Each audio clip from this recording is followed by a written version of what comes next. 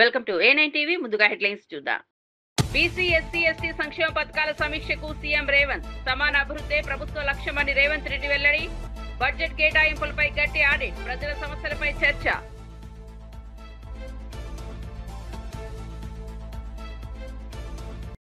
కాంగ్రెస్ చేతిలో ఎంఐఎం పతంగి ఎగిరిపోతున్నదని రామచంద్ర ఆరోపణ.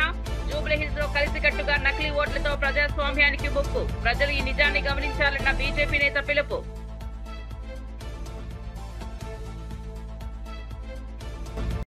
బాలకృష్ణకు మంత్రి పదవి ఇవ్వాలని అభిమానులు భారీ డిమాండ్. హిందూపురం పర్యటనలో అభిమానుల వినియోగ అభివృద్ధి కోరికలు. ఓపిక పట్టండని బాలకృష్ణ అభిమానులు ప్రతిస్పందన.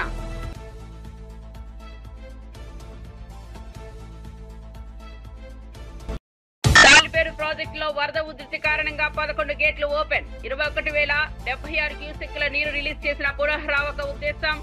పక్కవల్లపల్లెల్లో ఎమర్జెన్సీ నిఘా. ప్రజలకు అప్రమత్తత. ఇక వార్త వివరాల్లోకి వెళ్తే CM Revanth Reddy command control centre లో బీసీ ఎస్సీ ఎస్టీ మైనారిటీ సంక్షేమ శాఖలపై సమీక్షా సమావేశం నిర్వహించారు. ఈ సమావేశంలో బీసీ సంక్షేమ శాఖ మంత్రి Ponnam Prabhakar, SC ST minority శాఖ మంత్రి అల్లూరి లక్ష్మణ్ కుమార్, సీఎం సలహాదారు వేం నరేందర్ రెడ్డి, ప్రభుత్వ సలహాదారు మహమ్మద్ అలీ షబ్బీర్ తో పాటు ఉన్నతాధికారులు పాల్గొన్నారు. సంక్షేమ పథకాల అమలు, ప్రజల సమస్యలు, బడ్జెట్ కేటాయింపులపై సమగ్ర చర్చ జరిగింది. రేవంత్ రెడ్డి సమాన అభివృద్ధికి కట్టుబడి ఉన్నామని పేర్కొన్నారు. ప్రతి వర్గానికి సమాన అవకాశాలు కల్పించడమే ప్రభుత్వ లక్ష్యమని స్పష్టం చేశారు.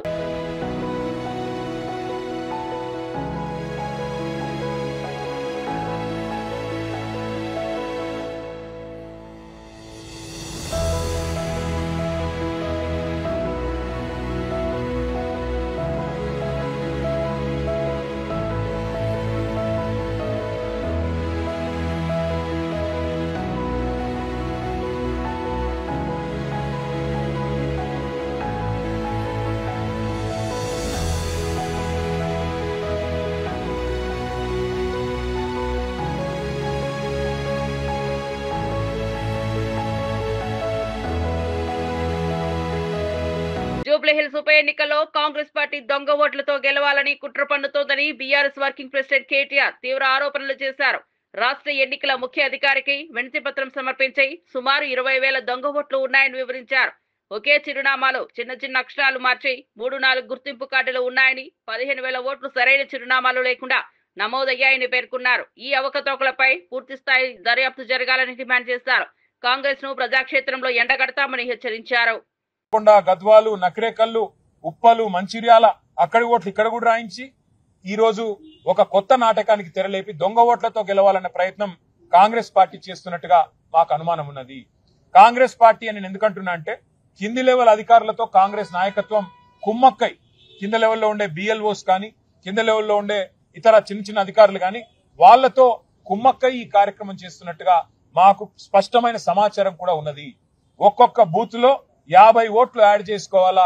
సైలెంట్ గా చాప కింద నీరులాగా 400 బూతులున్నాయి. 20,000 ఓట్లు యాడ్ చేస్తే మనం ఖచ్చితంగా గెలవాలి అనే ఒక కుట్రతో, పన్నాగంతో కాంగ్రెస్ పార్టీ ప్రయత్నం చేసినట్టుగా మాకు కూడా సమాచారం ఉన్నది. మేము ఎన్నికల సీఈఓ గారిని అడిగింది, రాష్ట్ర సీఈఓ గారిని అడిగింది 3 రిక్వెస్ట్ వారి ముందు పెట్టాం. ఒకటి, వెంటనే థరో ఇన్వెస్టిగేషన్ జరగాలి. ఇంకా వారం రోజులు టైం ఉంది నామినేషన్ల ప్రక్రియ ముగిసేదానికి. థరో ఇన్వెస్టిగేషన్ అంటే పూర్తి స్థాయి విచారణ జరగాలి. ఇందులో ఎందుకు ఈ అవకతవకలు జరిగినాయి, ఎందుకు ఈ ఓటర్ లిస్ట్ లో ఇన్ని తప్పుల తడకగా ఓటర్ లిస్ట్ ఉన్నది, ఇది తేలాలి. ఇది తప్పకుండా జూబ్లీహిల్స్ ప్రజలకు కూడా చెప్పాల్సిన అవసరం వారి మీద ఉన్నది. నెంబర్ 1. నెంబర్ 2, ఏ అధికారులైతే మరి క్షేత్రస్థాయిలో కుమ్మక్కయ్యారో వారిని ఖచ్చితంగా వారి మీద చర్య తీసుకోవాల్సిందే, వారిని అక్కడి నుంచి తరలించాల్సిందే అని చెప్పి కూడా మేము వారిని డిమాండ్ చేస్తా ఉన్నాం. మూడవది, 19,000 నుంచి 20,000 ఈ రకంగా ఓట్లు యాడ్ అయినాయని చెప్తా ఉన్నారు. ఇక్కడ ఒక ఇంట్రెస్టింగ్ విషయం ఏమంటే మేము మాట్లాడితే ఇప్పుడు వారు చెప్తా ఉన్నారు మా దగ్గర ఓటర్ లిస్ట్ లో కొన్ని తొలగించామండి, మరణించిన వాళ్ళవి లేదా రీలొకేట్ అయిన వాళ్ళవి, అట్లా 12,000 పోయినాయన్నారు. మరి మొత్తం ఎన్ని పెరిగినాయంటే 7,000 పెరిగినాయన్నారు. అంటే 12,000 తీసేసి 7,000 పెరిగాయంటే 19,000 ఓట్లు యాడ్ అయినాయి. ఆ 19,000 కూడా ఇదే. బీఆర్ఎస్ నేత కేటీఆర్ వ్యాఖ్యలు తమ ఓటమిని ముందుగానే అంగీకరించినట్లుగా ఉన్నాయని ఎమ్మెల్సీ బాల్మూరి వెంకట్ విమర్శించారు. జూబ్లీహిల్స్ ఉప ఎన్నికల్లో ప్రజల తీర్పు కాంగ్రెస్ పక్షానే ఉంటుందని విశ్వాసం వ్యక్తం చేశారు. కేటీఆర్ చేస్తున్న ఆరోపణలు పూర్తిగా నిరాధారణమని, బీఆర్ఎస్ పార్టీ శ్రేణుల్లో విశ్వాసం కోల్పోయిందని అన్నారు. జూబ్లీహిల్స్ లో కాంగ్రెస్ అభ్యర్థి ఘన విజయం సాధించబోతున్నారని ధీమా వ్యక్తం చేశారు. కేటీఆర్ మాటల్లోనే బీఆర్ఎస్ లో నైరాశ్యంగా నెలకొన్నట్లు స్పష్టమైందని వ్యాఖ్యానించారు. ఏదైతే ఓడిపోయిన తర్వాత ఈ యొక్క నెపం దేనిపైన ఎత్తేసేయాలి, ఎవరిపైన నెట్టేసేయాలని ఒక ఉద్దేశంతో చాతగాక ఈ రోజు ఓట్ చోరీ, ఓటర్ లిస్ట్ అక్రమాలు జరిగినాయి, ఓటర్ లిస్ట్ లో అడిషన్స్ జరిగినాయి అని చెప్పి అడ్డగోలుగా నోటికి వచ్చినట్టు మాట్లాడుతుండ్రు. ఓటర్ లిస్ట్ లో ఎటువంటి అవకతవకలు జరగలేదు, 100% ట్రాన్స్పరెన్సీ తోటి ఉంది, 2023లో ఉన్న లిస్టే ఉందని చెప్పని ఎలక్షన్ కమిషన్ చాలా క్లియర్ కట్ గా చెబుతున్నప్పటికీ కూడా అయినా ఓటర్ లిస్ట్ లో అవకతవకలు జరిగితే ఎలక్షన్ కమిషన్ కి ఆధారాలు తీసుకెళ్లి కంప్లైంట్ ఇస్తే వాళ్ళు దాన్ని రూపొందిస్తారు. ఓటర్ లిస్ట్ లో ఏదైతే తప్పులు చేయడానికి కానీ ఓటర్ లిస్ట్ రూపొందించేది కూడా కాంగ్రెస్ పార్టీ కాదు, కాంగ్రెస్ ప్రభుత్వం కాదు. మా చేతిలో ఏముండదని తెలిసి కూడా 10 ఏళ్లు మంత్రిగా పనిచేసిన నువ్వు సోయి లేకుండా ఉద్దేశపూర్వకంగా కాంగ్రెస్ పార్టీ పైన బురద చల్లే ప్రయత్నం చేస్తున్నావు. అండ్ ఉప ఎన్నికల్లో ఈ రోజు మా మంత్రులు పనిచేస్తే ఎందుకు ఇంతకంత పనిచేస్తున్నారు అని చెప్పి మేము మాట్లాడుతున్నాం. గతంలో బీఆర్ఎస్ పార్టీ అధికారంలో ఉన్నప్పుడు ఉప ఎన్నికల సమయంలో కొత్త పథకాలు తీసుకొచ్చి ప్రజల్ని మోసం చేసి అడ్డగోలుగా అధికారాన్ని దుర్వినియోగం చేసుకుంటేనే ఈ రోజు ప్రజలందరూ పంచుకొడితే నీ పార్టీ పోయి గజ్వేల్ ఫార్మ్ హౌస్ లో పండుకుంది. ఇప్పుడు కూడా సిగ్గుశరం లేకుండా నోటికి వచ్చినట్టు ఏది పడుతుంది మాట్లాడుతున్నావు. కల్వకుంట్ల తారక రామారావు 100% జూబ్లీహిల్స్ ఎన్నికల్లో కాంగ్రెస్ పార్టీ అభ్యర్థి భారీ విజయంతో గెలుస్తుండని తెలిసే ఉద్దేశపూర్వకంగా నువ్వు ఈ రోజు ఈ ఓట్ చోరీని తీసుకొని తెరపైకి తీసుకొని వచ్చి ఈ యొక్క ఓటమి నుంచి తప్పించుకునే ప్రయత్నం చేస్తున్నావు. ఎన్నికల ముందే నీ ఓటమిని నువ్వు అంగీకరించినట్టు నీ మాటల ద్వారా చాలా స్పష్టంగా అర్థమవుతుంది. కేటీఆర్ నువ్వు ఎన్ని దొంగ మాటలు చెప్పినా, ఎన్ని డ్రామాలు ఆడినా ప్రజలు నిన్ను చెప్పులతోటి కొట్టే రోజులు త్వరలోనే. కల్తీ మద్యం కేసులో సిబిఐ విచారణ జరపాలని వైఎస్ఆర్ కాంగ్రెస్ పార్టీ తరఫున డిమాండ్ చేస్తున్నామని మాజీ మంత్రి జోగి రమేష్ తెలిపారు. కానీ సీఎం చంద్రబాబు నాయుడు మాత్రం సిట్ విచారణ ఆదేశించారని విమర్శించారు. తాను నిర్దోషినని దైవ సాక్షిగా ప్రమాణం చేయడానికి సిద్ధమని చెప్పారు. శ్రీ వెంకటేశ్వర స్వామి లేదా విజయవాడ కనకదుర్గమ్మ సన్నిధిలో ప్రమాణం చేయమని చంద్రబాబును సవాల్ విసిరారు. ఈ కేసుతో తనకు ఎలాంటి సంబంధం లేదని స్పష్టం చేశారు. నారావారి సారా రాష్ట్రాన్ని ముంచేస్తోందని ప్రజల దృష్టిని మళ్లించేందుకే చంద్రబాబు తన పేరును తెరపైకి తెచ్చారని ఆరోపించారు. రాష్ట్ర ప్రజలకు చెప్తా ఉన్నాను, ఈ కేసులో గన నేను చంద్రబాబు నాయుడు ఆరోపించినట్టుగా నేను దీనిలో ఇన్వాల్వ్ అయి ఉంటే ఏ శిక్షకైనా సిద్ధంగా ఉన్నానని చెప్పేసి మీ ద్వారా తెలియజేస్తా ఉన్నా. నా వర్గాల ప్రజల సాక్షిగా, నా రక్త సంబంధికులన్న నా కులం సాక్షిగా, నా వంగవీటి మోహన రంగా గారి సాక్షిగా, కోట్లాది మంది ప్రజలు అభిమానించే వైఎస్ఆర్ కాంగ్రెస్ పార్టీ అధినేత జగనన్న సాక్షిగా చంద్రబాబు నాయుడిని మీడియా మిత్రులతో ఒక్కటే అడుగుతా ఉన్నా. నీకు పిల్లలు ఉన్నారు, నీకు ఒక పిల్లోడు లోకేష్ను కూడా అడుగుతా ఉన్నా. నీకు ఒక పిల్లోడు ఉన్నాడు. చంద్రబాబు నాయుడు గారి అంటే చంద్రబాబు నాయుడు గారి భార్యను అడుగుతా ఉన్నా, లోకేష్ భార్యను కూడా అడుగుతా ఉన్నా. చంద్రబాబు నాయుడు నువ్వు మీ భార్యకి చెప్పు, ఆ అమ్మకు చెప్పు. లోకేష్ మీ ఆవిడ బ్రాహ్మణికి చెప్పు. జోగి రమేష్ ఈ విధంగా చేశాడు అని చెప్పిన తర్వాత సిట్ అధికారులు నువ్వెవడో సిట్ అధికారులు వేసావు కదా, వాళ్ళని పిలిపించి డైరెక్ట్గా చంద్రబాబు నాయుడు గారి భార్య కానీ లోకేష్ కానీ వాళ్ళతో మాట్లాడమను. మాట్లాడిన తర్వాత చంద్రబాబు నాయుడు గారి భార్య కానీ లోకేష్ భార్య కానీ ఒకటే చెప్తుంది, అరే బుద్ధి తక్కువ వాళ్ళరా, 45 సంవత్సరాల పాటు మీకు రాజకీయాల్లో అనుభవం ఉందని చెప్తా ఉన్నాడు చంద్రబాబు నాయుడు. మనకి కుటుంబం ఉంది, జోగి రమేష్కి కుటుంబం ఉంది. వాళ్ళ పిల్లోడిని అన్యాయంగా ఆల్రెడీ రాష్ట్ర నిర్మాణ రంగం 11.97% వృద్ధి రేటుతో రికార్డు స్థాయిలో ముందుకు సాగుతోంది. 4,804 కోట్ల విలువైన 6,612 ఇళ్ల రిజిస్ట్రేషన్లు పూర్తయ్యాయి. గృహ నిర్మాణ పట్టణాభివృద్ధి రంగాల్లో ప్రభుత్వం తీసుకున్న సంస్కరణలు పారదర్శక విధానాలు ఈ వృద్ధికి కారణమని అధికారులు తెలిపారు. రిజిస్ట్రేషన్లలో పెరుగుదలతో రాష్ట్ర ఆర్థిక వ్యవస్థకు బలపడింది. భవిష్యత్తులో మరిన్ని నిర్మాణ ప్రాజెక్టులు ప్రారంభించేందుకు ప్రణాళికలు సిద్ధమవుతున్నాయని సమాచారం. ప్రభుత్వ హౌసింగ్ స్కీమ్లో రియల్ ఎస్టేట్ చట్టాల సమర్థ అమలు నిర్మాణ రంగానికి ఊతమిస్తున్నాయని పేర్కొన్నారు. జూబ్లీహిల్స్ ఉప ఎన్నికల్లో కాంగ్రెస్ పార్టీ తరఫున ఎంఐఎం అభ్యర్థి పోటీ చేస్తున్నారని బీజేపీ రాష్ట్ర అధ్యక్షుడు ఎన్ రామచంద్రరావు సంచలన వ్యాఖ్యలు చేశారు. రెండు పార్టీలు కూడా సిటీని జూబ్లీహిల్స్ రెండింటిని కూడా నిర్లక్ష్యం చేసింది. మనం జూబ్లీహిల్స్ విషయంలో మాట్లాడుతున్నాం కాబట్టి ఈరోజు జూబ్లీహిల్స్లో డ్రైనేజీలు కానీ రోడ్డు వ్యవస్థ కానీ అదేవిధంగా అక్కడ ఉన్నటువంటి ప్రభుత్వ కార్యాలయాలు ఇంతవరకు జూబ్లీహిల్స్ కాన్స్టిట్యున్సీలో ఒక్కటి కూడా ప్రభుత్వ కార్యాలయం లేదు. ఇటువంటి పరిస్థితి జూబ్లీహిల్స్ ఉన్నది. జూబ్లీహిల్స్కు ఒక ప్రణాళికతో జిహెచ్ఎంసీ కానీ ప్రభుత్వం కానీ ఎప్పుడు చేయలే. గతంలో బీఆర్ఎస్ పార్టీ చెప్పింది 100 రోజుల్లో దీన్ని స్వరూపం మారుస్తాం, విశ్వనగరం చేస్తాం. అది విశ్వనగరం మారిందా విషాద నగరం మారిందా జూబ్లీహిల్స్ ప్రజలే చెప్పాలి. ఇక్కడ వీళ్ళు కూడా 100 రోజులు యాక్షన్ ప్లాన్ అన్నారు. వచ్చి 2 సంవత్సరాలు అయిపోయింది. వీళ్ళు ఈ 2 సంవత్సరాల్లో కూడా వీళ్ళు చేసింది ఏంది? ఈ యొక్క రాష్ట్రానికి చేయలే, జూబ్లీహిల్స్కి కూడా చేయలే. 6 గ్యారంటీలు అన్నారు, 420 ప్రామిస్లు చేశారు, వాగ్దానాలు. ఈ 420 గతంలో చట్టం మారింది కాబట్టి 420 కేసులే. ప్రభుత్వం మాట్లాడేదంతా 420 కేసులే. కాబట్టి ఈరోజు ఉన్నటువంటి పరిస్థితిలో జూబ్లీహిల్స్ ప్రజల్ని నేను ఒక్కసారి గమనించాలి, వాళ్ళని కోరుతా ఉన్నాను. ఈరోజు భారతదేశంలో మోదీ గారి ప్రభుత్వము, మోదీ గారు చేసినటువంటి ఏదైతే పనులున్నాయో వికసిత భారత్ వైపు పోతా ఉన్నాం. అదేవిధంగా మోదీ గారిని మనం ఈరోజు తెలంగాణ ప్రజలు 8 సీట్లు ఇచ్చి వాళ్ళు మమ్మల్ని ఆదరించారు. జూబ్లీహిల్స్ కూడా మనం గెలిపించి ఈరోజు భారతీయ జనతా పార్టీని మీరు గెలిపిస్తే రేపు అసలైనటువంటి ఒక ప్రతిపక్షంగా ఈ కాంగ్రెస్ పార్టీ చేస్తున్నటువంటి ఆగడాల్ని ఆపేటువంటి ప్రయత్నం చేస్తాం. బీఆర్ఎస్కి ఓటేసినా లాభం లేదు, ఎందుకంటే వాళ్ళు ఆ పార్టీలో ఉంటారా.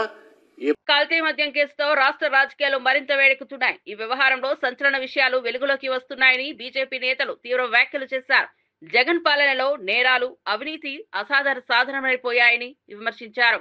నారావారి సారా రాష్ట్రాన్ని ముంచేస్తోందని, ప్రజల ఆరోగ్యాన్ని కూడా ప్రమాదంలో నెట్టారని ఆరోపించారు.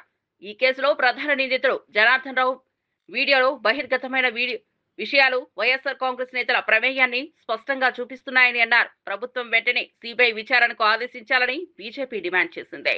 మళ్ళీ మొన్న గవర్నమెంట్ రాగానే అవన్నీ ఆగిపోయింది సార్. ఏం చేయడం లేకుండా బాగా స్ట్రిక్ట్ అయిపోయేటప్పటికి ఇక నేను కూడా ఆగిపోయాను సార్ మొత్తం.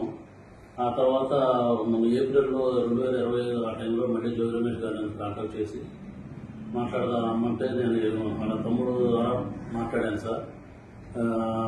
టీడీపీ గవర్నమెంట్ మీద ఏదో రకంగా మనం బదులు చల్లాలి, వాళ్ళకి యాడ్ చేయాలి, మనకి అప్పుడు మైలేజ్ ఎక్కువ ఉంటుంది అని నువ్వు ఇంతకుముందు చేసేవాడు కదా, చేశారు కదా, వాళ్ళందరినీ మళ్ళీ పిలిచి లేలో పెట్టన్నారు సార్. నేను ఇబ్రాహీంపట్నం అనుకున్నాను సార్. తర్వాత నేను మా క్లాస్మేట్ జయచంద్ర రెడ్డి తమ్ముడిపల్లి అని తెలిసేటప్పటికి చిత్తూరు జిల్లా, ఉమ్మడి చిత్తూరు జిల్లా వచ్చింది కాబట్టి ముందు అక్కడ ప్లాన్ చేద్దాం, చంద్రబాబు గారిని బ్యాన్ చేయడానికి అక్కడ చేద్దాము. ఇప్పుడు నేను అక్కడ వైన్ షాపులు వాళ్ళకి వచ్చినాయి, వాళ్ళు చేసుకోలేకపోతే నేను తీసుకుంటున్నానని చెప్పి జోరమేష్ గారు చెప్పాను సార్. అయితే అక్కడే ప్లాన్ చేయాలని చెప్పారు. నేను అక్కడ లోపల అతను ఉన్న సిఫారసు సిద్ధాన్ని అతను పట్టుకొని అవన్నీ రూమ్ అద్దెకి తీసుకొని వేరే వాళ్ళ పేరు మీద అక్కడ సెటప్ అంతా చేశాను సార్. చేసిన తర్వాత ఎవరైతే ఉన్నారో వాళ్ళకి తెప్పించి అన్ని రెడీ చేయించు, మందు తయారు చేయడానికి కావాల్సిన స్పిరిట్, లేబుల్, క్యాపులు అన్నీ, దాన్ని కలిపేదానికి కావాల్సిన కెమికల్స్ అన్నీ తెప్పించి బాలాజీ ద్వారా చేశాను సార్. అది ఎప్పటికప్పుడు 1 నెల 2 నెలల్లో ఇది ఇలా అంతా రెడీ చేసి పెట్టండి. రెడీ చేసి ఎప్పుడైతే పెడతారో అప్పుడు మొత్తం ఎక్కువగా ఉన్నప్పుడు మీరు ఎవరు లేని సమయం చూసి దాన్ని గవర్నమెంట్ మీద బొజ్జాలి, నీకేం కాదు, నీకు ఏమైనా ఇబ్బంది అయినా నేను చూసుకుంటాము. నేను బాగా ఆర్థిక ఇబ్బందుల్లో ఉన్నానండి. ఆ ఆర్థిక ఇబ్బందులన్నీ నుంచి తీసేసి మీ ఫ్రెండ్ అక్కడ ఎట్లాగో ఆఫ్రికాలో డిస్టరీస్ ఉన్నాయి కదా, అక్కడికి వెళ్ళిపో, నీకు దానికి కావాల్సిన అమౌంట్ 3 కోట్లుగా మేము సర్దుతాము, నువ్వు అది ఇవన్నీ చెప్పకుండా మామూలుగా ఏం తిరిగినట్టుగా ఉండు, నువ్వు అక్కడికి వెళ్ళి అన్నీ రెడీ చేస్తూ ఉండే ఎవరికి అనుమానం రాకుండా అని చెప్పారు సార్. అదేవిధంగా జరుగుతూ ఉంటుంది. ఏ నెల నెల అక్కడ కుర్రోడు కూడా వెళ్ళిపోతానంటే నేను గట్టిగా అడిగాను సార్ ఇబ్బంది అవుతుంది అని అడిగితే మొన్న సెప్టెంబర్ 20వ తారీఖు తర్వాత ప్లాన్ చేద్దాం, నువ్వు మీ ఫ్రెండ్ ఎక్కడున్నాడో కనుక్కో అంటే నేను కనుక్కుంటే ఆఫ్రికాలో ఉన్నానని చెప్పాడు సార్.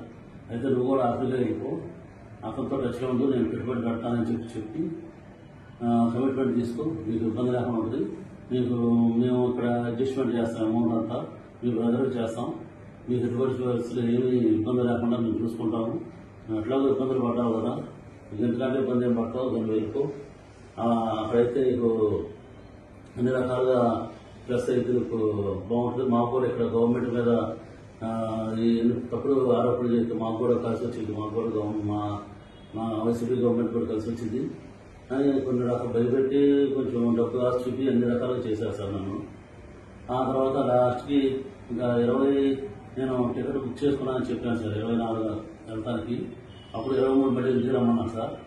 ఇంటికి వెళ్ళాను సార్. నేను వాళ్ళ ఇంటికి వెళ్ళినప్పుడు అక్కడ లోకల్ నాయకులు జ్యోతి రమేష్ గారు, రాము, నాగిరెడ్డి, స్వామి గారు అట్లా ఉన్నారు సార్. ఇంకా పిఏ రాము అందరూ ఉన్నప్పుడు ఒక నిమిషం మామూలుగా మాట్లాడి తర్వాత వాళ్ళందరినీ సెట్ చేసి వాళ్ళు వెళ్ళిపోయారు సార్. వాళ్ళు వెళ్ళిపోయిన తర్వాత ఇవన్నీ డిపార్ట్మెంట్ ద్వారా మన సురేష్ ద్వారా ఏలూరు జిల్లా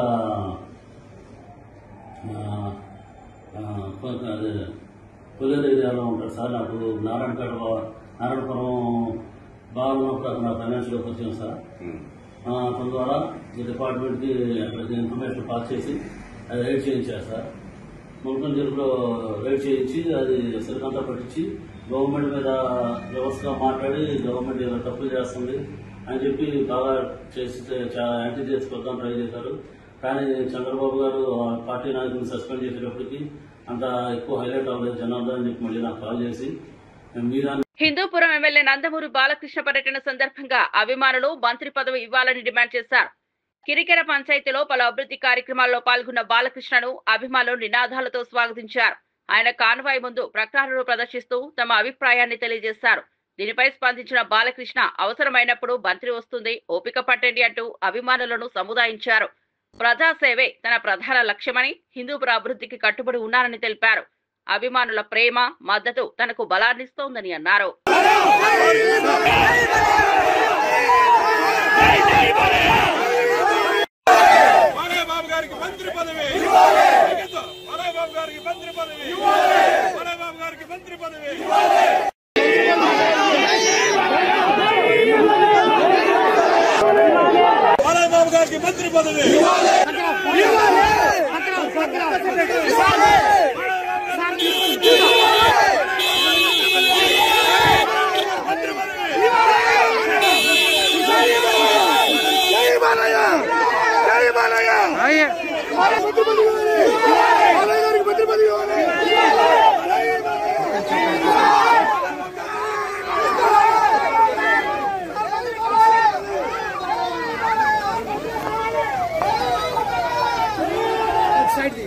భద్రాద్రి కొత్తగూడెం జిల్లా చర్ల మండలంలోని తాలిపేరు ప్రాజెక్టులో వరద ఉధృతి భారీగా పెరిగింది. ఎగువన ఛత్తీస్గఢ్ తో పాటు స్థానికంగా కూడా భారీ వర్షాలు కురవడంతో జలాశయానికి పెద్ద ఎత్తున నీరు చేరుతోంది.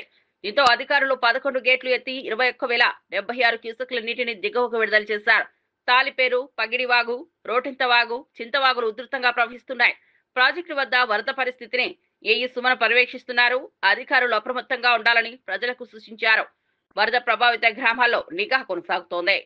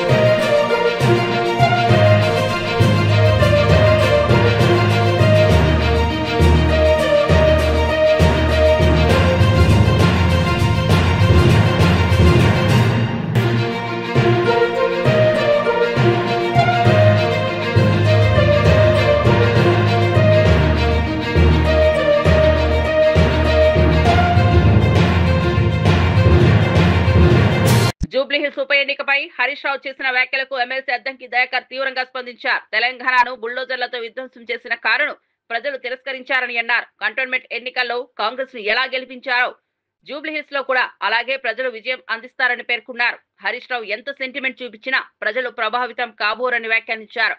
జూబ్లీహిల్స్ లో ప్రజలు కాంగ్రెస్ ను కోరుకుంటున్నారని ధీమా వ్యక్తం చేశారు. తెలంగాణ అభివృద్ధి ప్రజల సంక్షేమం కోసం కాంగ్రెస్ ప్రభుత్వం కట్టుబడి ఉందని స్పష్టం చేశారు. బుల్డోజర్ వద్దు, వాళ్ళకి కావాల్సింది చెయ్యి అని తెలిసింది. మిస్టర్ హరీష్ రావు గారు, మీరు మీ బామ్మార్ది గారు ఎంత ప్రచారం చేసినా మీకు ఒరిగేది ఏమీ లేదు.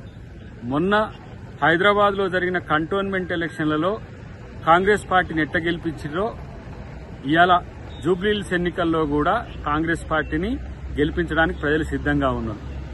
మీరు చేసిన బుల్డోజర్ పాలన, మీరు చేసిన విధ్వంసాన్ని ఇంకా తెలంగాణ ప్రజలు కోరుకోరు. అంతా మీరు భ్రమపడుతున్న పరిస్థితి ఉన్నది. సానుభూతితో ఓట్లు పడతాయి అనుకున్నా కూడా గతంలో సాయన్న లాంటి ఒక మంచి నేత కూతురు దగ్గరనే మీరు పెట్టే నాయకుడు పనికిరాడని కాంగ్రెస్ పార్టీని ఎన్నుకున్నారు. ఇలా గోపీనాథ్ గారి దగ్గర కూడా మీరు సెంటిమెంట్ వర్కౌట్ అయిద్దని ఒక ప్రయత్నం చేసినా ఇలా కాంగ్రెస్ ను జూబ్లీహిల్స్ లో ప్రజలు కోరుకుంటున్న మాట వాస్తవం. కాబట్టి మీరు ఎన్ని సెంటిమెంట్ రెచ్చగొట్టినా లేకపోతే ఇట్లాంటి స్టేట్మెంట్లు ఏమిచ్చినా మిమ్మల్ని ప్రజలు పట్టించుకోరనే అంశం మీకు తెలిసేంత వరకు మిమ్మల్ని మేము ఏం చేయలేము. ఎందుకంటే ఇంకా మీరు భ్రమల్లో ఉన్నారు. మీరు ప్రతిపక్ష హోదాల్లో కూడా లేరు. ఉనికిలోనే లేని పరిస్థితుల్లో మీరు జూబ్లీహిల్స్ ఎన్నిక గెలుస్తామనే ఒక భ్రమల్లో ఉండడాన్ని బయటికి రావాలని హరీష్ రావు గారికి హితం. మాజీ జనసేన నాయకురాలు వినూత కోట డ్రైవర్ రాయుడు వీడియోపై టీడీపీ ఎమ్మెల్యే బొజ్జల సుధీర్ రెడ్డి స్పందించారు. ఆ వీడియో ఏఐ సాంకేతికతతో రూపొందించి ఉండొచ్చని లేదా చనిపోవడానికి ముందు భయపెట్టి తీసి ఉండవచ్చని తెలిపారు. ఒకవేళ అది నిజమైన వీడియో అయితే రాయుడుపై ఎన్ని చిత్తహింసలు జరిగాయో ప్రశ్నించారు. కోట దంపతులు క్రిమినల్ మెంటాలిటీలతో ఉన్నారని విమర్శించారు. 2019 ఎన్నికల్లో డిపాజిట్ కూడా రాని వారిపై తాను ఎందుకు డబ్బులు ఖర్చు చేస్తారని ప్రశ్నించారు. ఎన్నికల సమయంలో కూడా వారు కూటమి విజయానికి పనిచేయలేదని వ్యాఖ్యానించారు. వినూత కోట కుటుంబం చేస్తున్న ఆరోపణలు పూర్తిగా రాజకీయ నాటకం మాత్రమేనని అన్నారు. ఈ వీడియో ఏఐయా మాఫ్డా లేకుంటే వీళ్ళు ఎవరైతే అతను హత్య చేశారో దాని ముందర వీడియో తీసి మిమ్మల్ని వదిలేస్తాం కాబట్టి వీడియో చెయ్యి అని చెప్పి బెదిరించి వీడియో తీసిన తర్వాత హత్య చేయడం జరిగిందా? పోనీ ఆ రాయుడు అనేటోడు బతుకుంటే అన్నా అతన్ని పిలుచుకొచ్చి కూర్చొని మాట్లాడి ప్రజల సమక్షంలోనే ఇది తేల్చుకునేటోళ్ళం. కానీ ఇక్కడ విడ్డూరం ఏమైందంటే ఈ హత్య జరిగి దగ్గర 2 నెలలు కావస్తూ ఉంది. వీరు జైలు కూడా పోవడం జరిగింది. వీళ్ళు బెయిల్ ఇచ్చిన తర్వాత ఇప్పుడు ఈ వీడియో అనేది రిలీజ్ చేయడం దాంట్లో వీళ్ళ అంతరాయం క్లియర్గా అర్థమైపోతాం. ఒక సింపతి తెచ్చుకోదానికో లేకుంటే కష్టపడి గెలిచి ఈరోజు మంచి పేరు తెచ్చుకొని శ్రీకాళహస్తిని అభివృద్ధి చేస్తున్న నా మీద బుడద జల్లదానికో చేస్తున్నారని చెప్పి ఒక క్లియర్ కట్ సంగతి తప్ప దీంట్లో వాళ్ళ డ్రైవర్తో నాకు డిపాజిట్లు కూడా గెలవని వాళ్ళతో ఆ రోజు మాకు వాస్తవాన్ని ఈ రోజు వరకు కూడా నేను ఆవిడతో ఎన్నో ప్రాబ్లమ్స్ ఫేస్ చేశాను ఎలక్షన్స్ ముందర కూడా. కానీ ఈ రోజు వరకు ఆమెను సస్పెండ్ చేసిన తర్వాత కూడా, ఆమె మర్డర్ అయిన తర్వాత కూడా, వాళ్ళు మర్డర్ చేసిన తర్వాత కూడా ఇప్పటి వరకు కూడా నేను ఏ రోజు ప్రెస్ మీట్ పెట్టలేదు. ఏ రోజు వాళ్ళ గురించి చెడ్డగా మాట్లాడలేదు. ఏ రోజు గురించి కూడా ఒక కూటమి ప్రభుత్వంలో మనం సర్దుకొని పోవాలా, జాగ్రత్తగా ఉండాలా, ఒళ్ళు దగ్గర పెట్టుకుని పనిచేయాలని చెప్పి మా నాయకులు చెప్పారు. కాబట్టి ఏ రోజు కూడా నేను ప్రెస్ మీట్ పెట్టలేదు, ఏ రోజు మాట్లాడలేదు. కానీ ఈ రోజు మాత్రం నేను చెప్పదలుచుకున్నాను.